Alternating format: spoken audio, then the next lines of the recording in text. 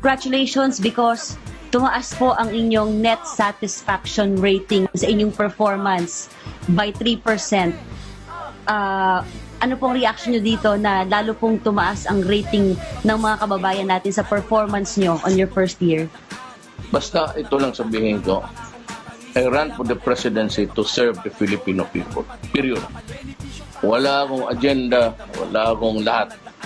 And that is why you can expect yung corruption, yung kalukuhan. Hindi ko man mahuli lahat. Pero I will not tolerate it. Not during my term.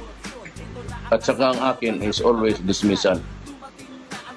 Walang ano yan, lalo na yung mga corruption, it's dismissal. I would not be satisfied with just mga suspension. Umalis ka talaga.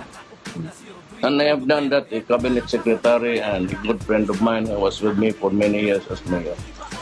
Pag hindi tayo nakaintindihan sa bagay na yan, umalis ka. Thank you, sir. Rodrigo Duterte. Rodrigo Duterte. Rodrigo Duterte. Sama-sama tayo kay Rodrigo Duterte.